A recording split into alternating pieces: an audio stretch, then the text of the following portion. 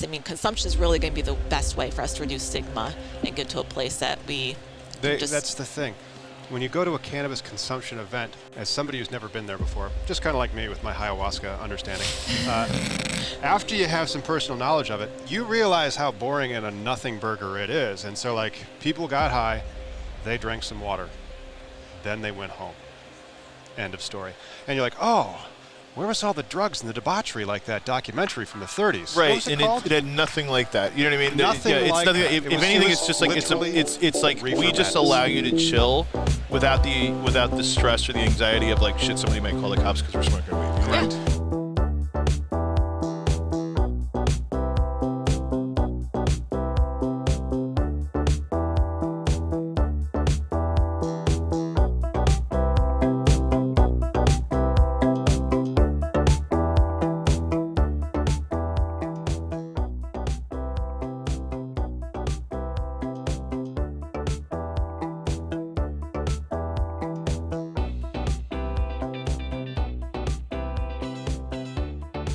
And we are back at the Lucky Leaf Expo in Minneapolis. It's Mita Unshackled and Cannabis Legalization News, the podcast that bring you the cannabis industry. You know me, I'm Tom. And then you also know our wonderful co-host, Max. Max Juhasz from Dope SEO. But maybe you don't know Laura. Oh, but we're going to introduce Laura. That's right. Laura, could you please introduce yourself? Absolutely. I'm Laura Hand of Laura Lou Experience Design. I'm also a board member for the Cannabis Travel Association International.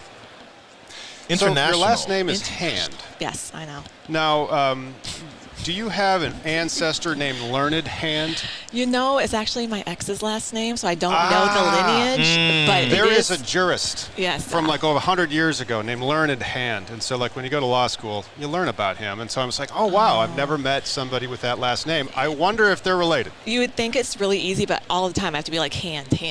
It's Laura Hand, but you know, it works. I went to school with the Bob Hand. Was he related to Learned I Hand? have no idea. We were in high school. That was not anything that came up. I just know that if you ever have a kid and you name him Learned, and he becomes a judge, you'll be like, named him right. Named him right. Anyway. That's a little history lesson. That's a Google search for anybody watching this that has no idea what really Tom is glad talking we went about. Down that road. Oh, I'm sorry about that. Yeah. But legalese. What is a CMO? It's a chief marketing officer, and as a fractional, I help multiple businesses across the entire spectrum of cannabis. Wow. And then how do you price that offering? Is it like, by the hour, or is it? Well, I mean, that's a different That's industry. a whole, yeah, by the hour. But I try to do monthly, so it's retainer-based, otherwise project-based. My background is web design, graphic design, and customer experience design, doing like customer journey maps. So a lot of times I work with people on their personas, understanding the before, during, and after purchase of the process to kind of help them navigate who they're trying to serve and give them the right channels and tactics to be successful. Cool. Yeah. I mean, it's funny. So I met Laura 2 years ago at the Cannabis Marketing Association event in downtown. Denver. And in Denver. And she was one of the few people that like literally took a photo of me while I was on stage speaking with a quote of what I was talking about. And I was like, that is fucking awesome. I listen. Yeah, I know. Because like a lot of people, it's a lot of people that like to get speaking. And I was like, I think I still have that screenshot of like, I was like, oh, this is cool. Somebody else is actually listening to what I'm talking about. So you have a special place in my like heart. It's like, oh, there's people that listen and like share information. It's not just me spewing nonsense. Yeah. So, so you do the international travel for cannabis. Mm-hmm. How does that work? Yeah, so it's a very fascinating world. So being a creative, you're always just very curious and a sponge to learn. Truth. And, that's why I attended your session. But with the Cannabis Travel Association International, it's a nonprofit membership organization that was started out in California about 6 years ago. And I joined it just to help out because I found out, like, what is this tourism thing and cannabis and just overall plant medicine. There's psychedelics and, of course, all the spectrum there. So our members are those that are providing experiences. So from tour operators to farm cultivations, cannabis weddings. We've got members in Jamaica and Thailand that have like cannabis resorts. Really? So very fascinating. Let's talk about, hold on, before you Cannabis resorts. Cannabis resorts sound amazing. Let's go back. cannabis weddings.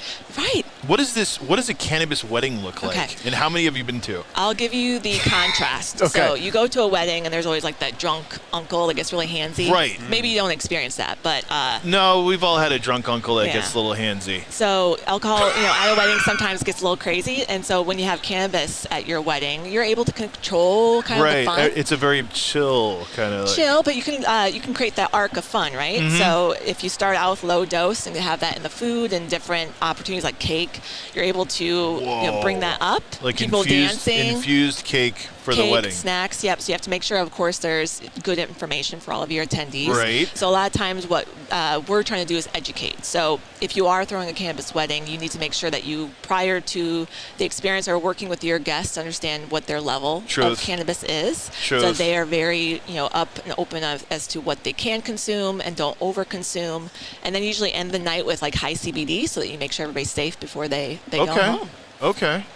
Wow. Yeah, but there's mobile cannabis bar services that are spreading from California to Michigan. So they'll come with Like a food truck? so like a bona fide bud tender that comes to your event. It could be corporate, cannabis wedding, and they have the whole display there of everything and kind of walk guests through the different modalities of consumption and help them have a good experience. That sounds incredibly unique and It fun. does. Yeah. Right. That's why I'm in it. Yeah. Yeah. So then let's talk about the So resort. regulations as well. Like, Right. Because I hear that and I'm like, Illinois is not going to go for that.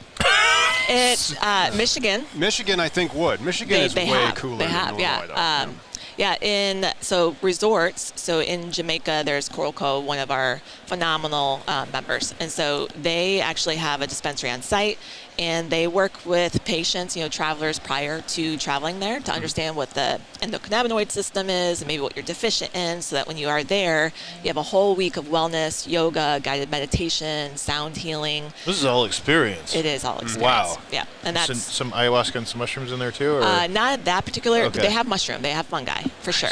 But yeah, ayahuasca is definitely becoming a thing. Isn't that the one that makes you puke and then trip? That's part of the ceremony. Yes. Yeah. I mean, that's You a have to very expel the demons first. simplified version of that. But yeah. Well, that's the frame of reference. It's like, name how many times I've been on ayahuasca. Not once. And so, of course, I'm not going to understand it. Right. I have no personal knowledge. Yeah. But there are places in the United States too. So Franny's Pharmacy is from what is it? Not Charleston.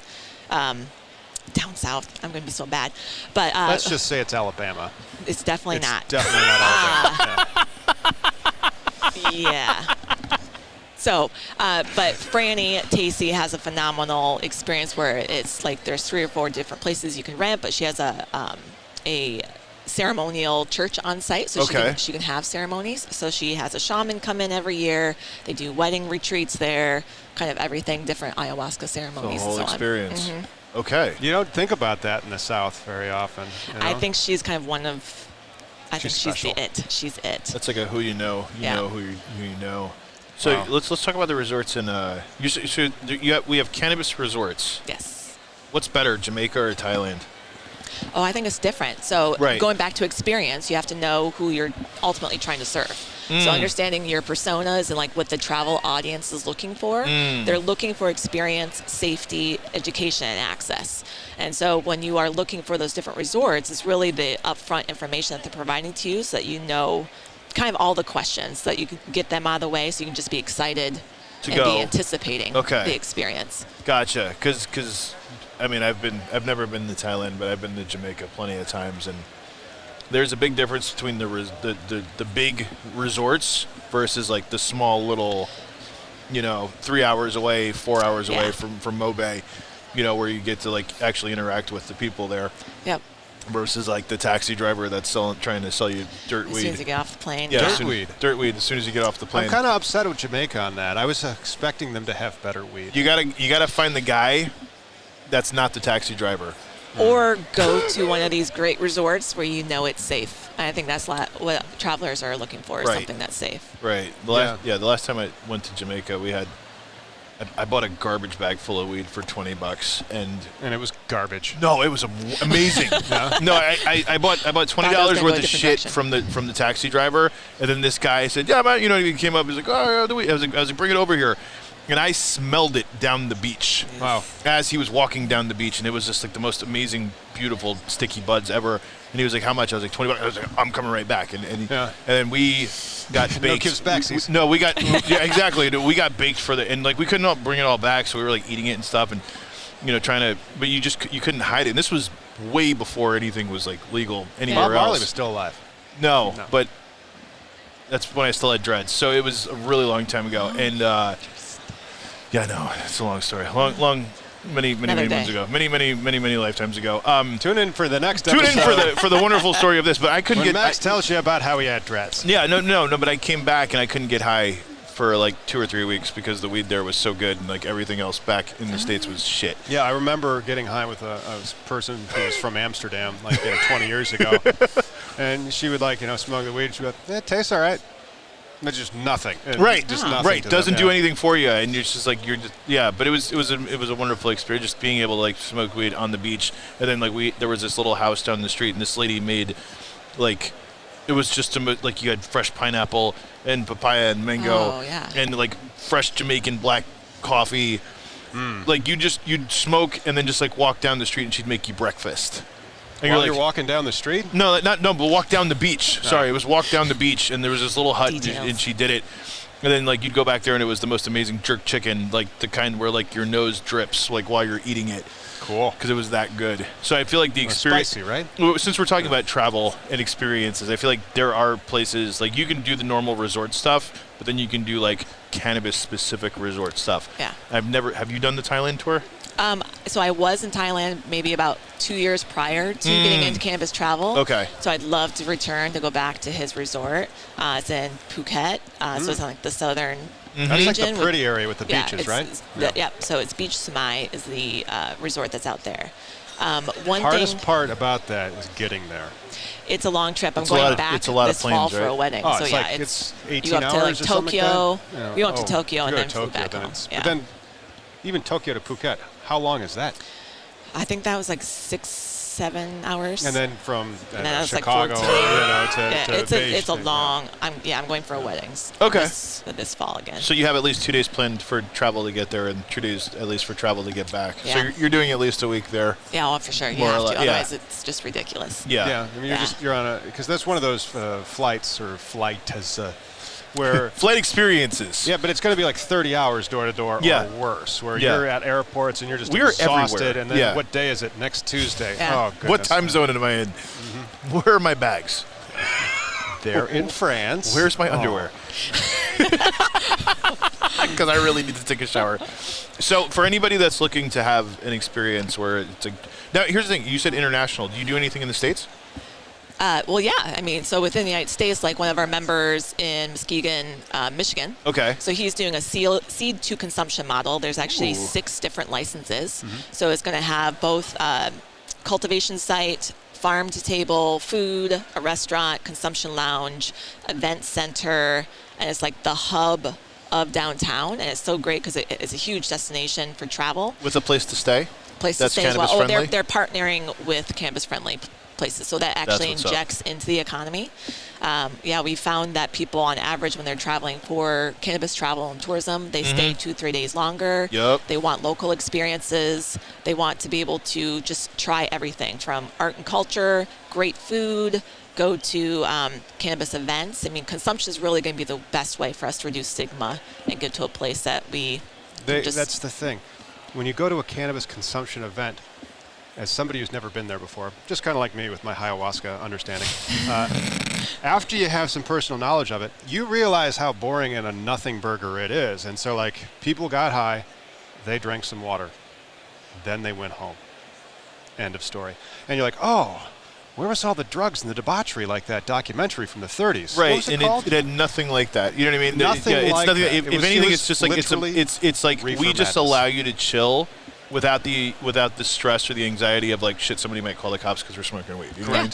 Yeah, and just by taking away that anxiety and that stress, it allows you to really just have that experience and just like chill out and enjoy the whole thing. Like really paranoid and anxious. But then you just like, that was just the weed. That was just the weed. That was just the weed because there are no cops coming because this is a cannabis-friendly place. Unless you're in Vegas like I was at MJ Biz where you were staying at the cannabis-friendly hotel that had an after party every night of the week for the entire event that went on until 3 a.m. And you were like, fuck, I just did 9 hours of podcasting, and I really just want to go to sleep because I have to be up in 3 hours. But instead, the party's going on until 3, and then there's like pot parties every night with music thumping. Great experience. May or may not do it again. I don't know. But I was not prepared for the after party every night there. So if you're doing a cannabis-friendly hotel during an event season like MJ Biz, just know that the after parties are going to be held at that place, and everybody's going to be smoking weed all the entire time throughout the entire hotel, nonstop. And how could people get in touch with you, Laura? Well, you can. My agency is Laura Louie Experience Design, so my website's customerdelightprocess.com. You can find me on LinkedIn. And then for the Travel Association, we're cannabis-travel-association.org. And we invite you to learn more about the whole world of cannabis travel and tourism, especially in Minnesota. There's so much opportunity for this state. Awesome.